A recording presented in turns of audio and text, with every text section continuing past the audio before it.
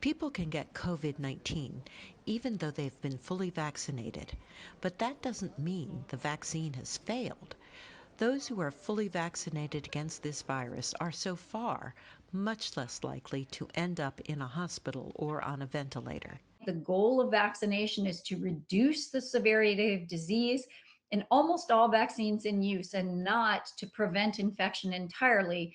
The oldest method to make a vaccine uses either a live virus that is too weak to reproduce, scientists call it a live attenuated virus, or a dead virus that, because it is dead, can't reproduce, but can still cause an immune response. Polio vaccines have used both dead and weakened live polio viruses with great success. Many countries are now polio-free. In 2021, only 2 children in the entire world contracted the wild polio virus. 3 COVID-19 vaccines use weakened adenoviruses, benign viruses that cause colds, as their vectors.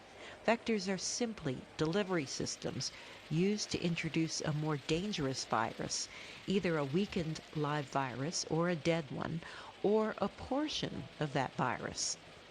The Oxford AstraZeneca vaccine uses a weakened chimpanzee adenovirus that does not infect humans.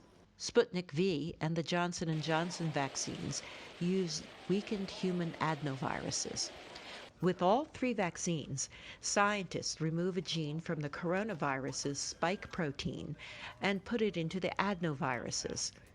Once injected, the viruses enter the cells and start to produce the spike protein. Then the body mounts an attack. Remember, the spike protein is only a part of the coronavirus and doesn't cause COVID-19, so there's no danger of getting the illness from the vaccine.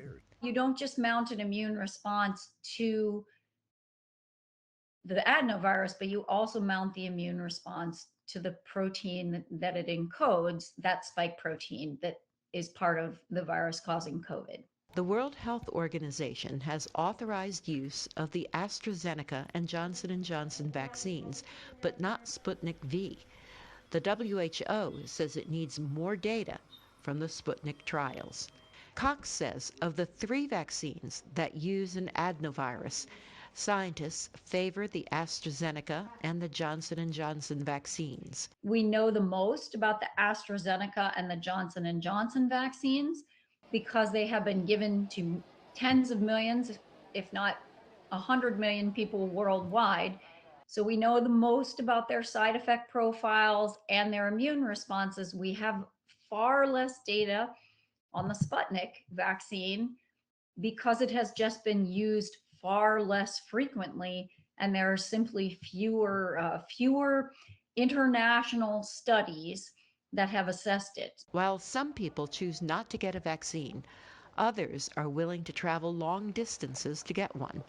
Hondurans are willing to cross a river to get the vaccine in neighboring Nicaragua. The pandemic is far from over. Some scientists expect COVID to be with us for 3 to 4 years. And even with the best scientists in the world working on vaccines and treatments, doctors are concerned that as the virus continues to infect unvaccinated people and mutate, at some point, the vaccines we have now won't be able to offer full protection against COVID-19. Carol Pearson, VOA News.